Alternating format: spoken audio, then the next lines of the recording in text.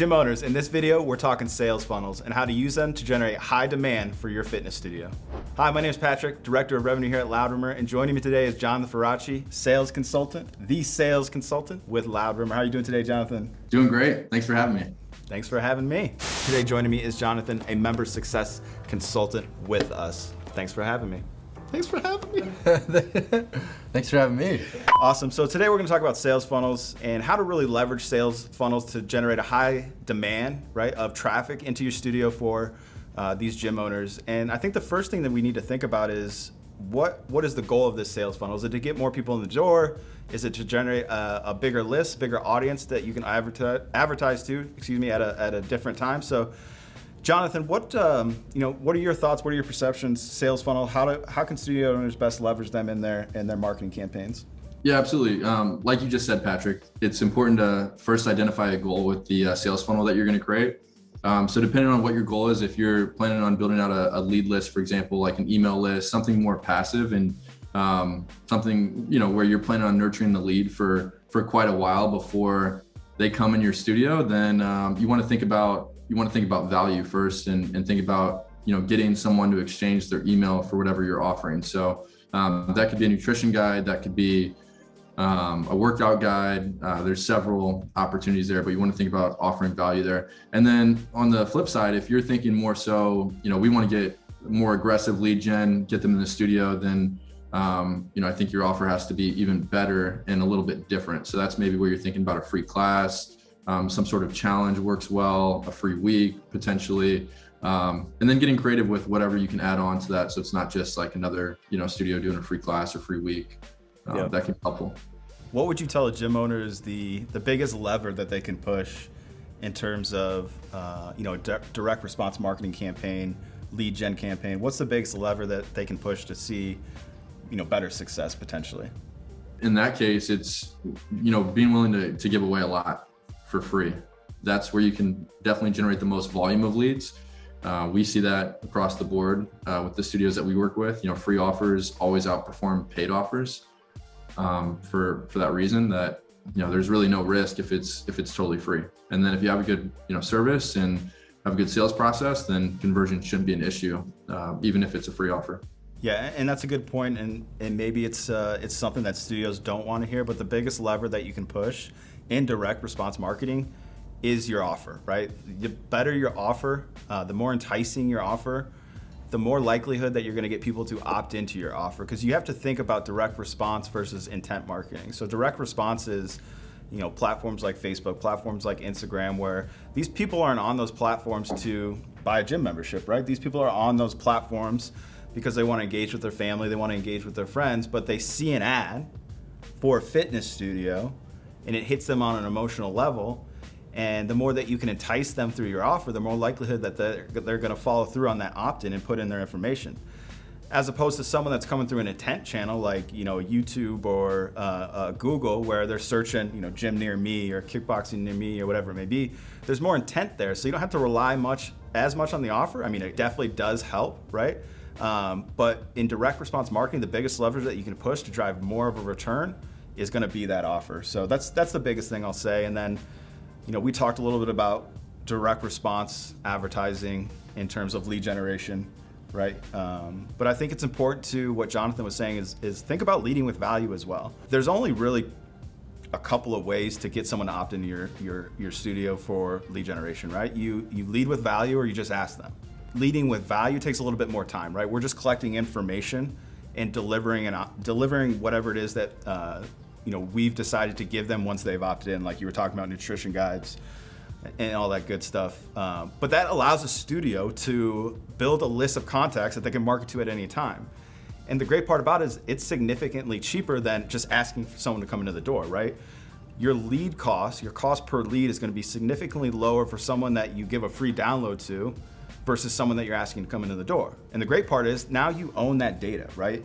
That information is yours. That first name, that last name, that email, that phone number, that's your information to use in your future advertising campaigns. You could remarket these individuals at another time, or you can reach out to them through email and text because they have opted into your offers. So the next thing to think about is the landing page, and Jonathan, what do you feel like is one of the biggest drivers in a successful landing page for a sales funnel?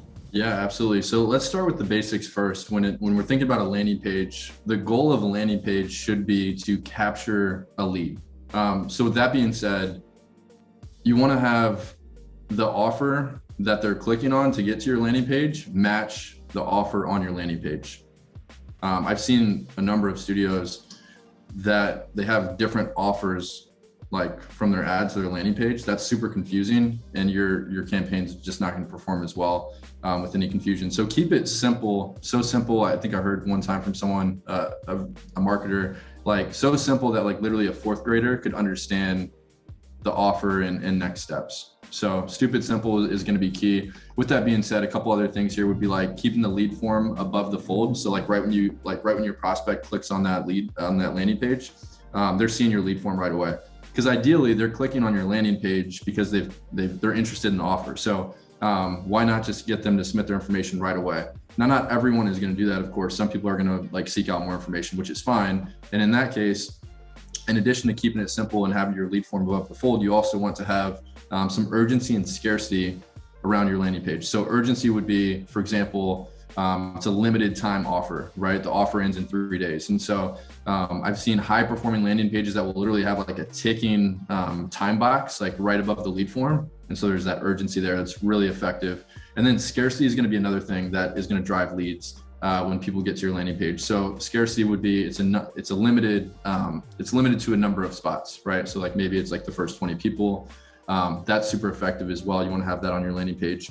In addition to that, if you've got people scrolling, social proof is going to be big. So whatever, if your offer is for a free week, it would be super helpful to have some testimonial videos, some pictures of before and afters. That's going to show that your studio is actually awesome. Maybe some community pictures. We know that community is super important. So with all that being said, colors that pop usually works well, not having too many colors. Again, we want to keep it simple. And then lastly, if we're thinking way more advanced here, well, maybe not way more advanced, but slightly more advanced, we're thinking about what would your ideal customer respond to? So having pictures of the ideal customer, which should be easy, right? Because ideally you already have ideal customers. And so you're sharing those testimonial videos, social proof, should all match up to what your ideal customer would want to click on and what would appeal to them. And if you guys want to learn more about how to create an ideal member or ideal customer, in the description below, there's going to be a guide on how to create the perfect ideal member for your fitness studio. So feel free to click that link and give it a download. But Jonathan, you bring up great points. Obviously something to keep in mind is if we have the capability, do the things that Jonathan say, but let's see if we can A/B test in some capacity, right?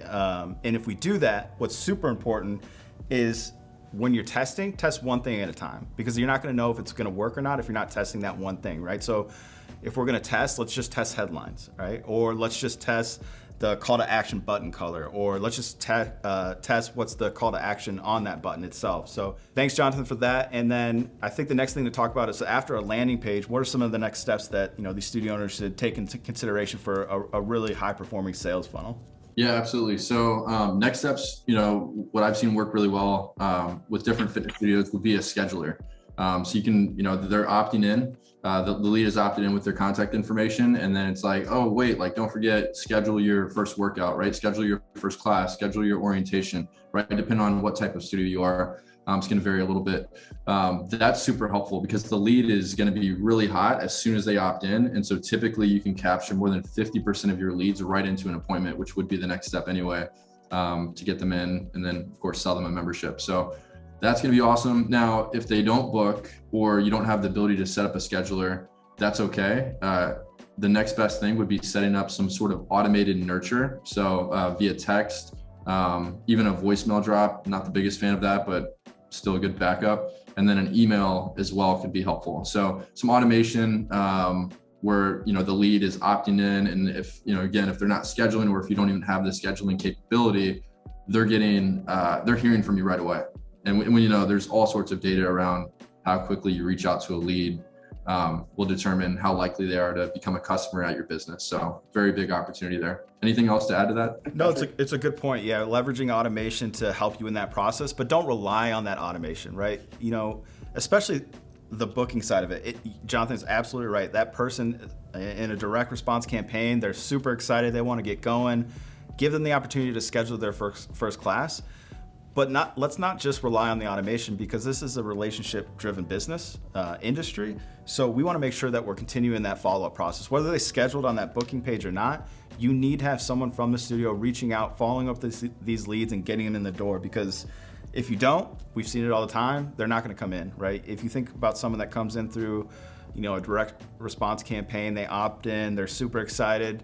Think about all the other distractions there are in life. They're going to be on to the next thing like that. So leverage that automation to get in front of them right away, and then leverage your team or yourself to do that manual follow-up in terms of getting them in the door and getting them scheduled. Even if they do book themselves, call them, thank them, tell them how excited you are to get them in the studio, qualify them a little bit more, and then confirm their class and get them in the door. So I think that's extremely important to touch on, is leverage automation, but don't rely on automation.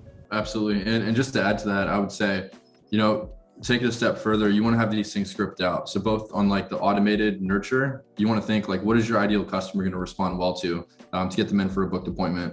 Additionally, of course, like Patrick's saying, you want to manually like reach out with phone calls, with text messages, even potentially emails. And again, all that stuff should be scripted. You shouldn't sound like a robot, but your sales associates or whoever's calling these leads should have a game plan in place that's going to lead to a high appointment conversion. Awesome. Well, we did cover a lot. Thank you, Jonathan. I appreciate you taking the time. We do go so much more in depth in our LRVT program, our consulting program. So if you want to learn more about the strategies that we use to help fitness studios generate tons of leads across all these various platforms that we talked about, and how to create really great sales funnels, feel free to click the link in the description below, loudrumor.com/discover. And if you like this video, please give it a like and subscribe for more videos just like this one.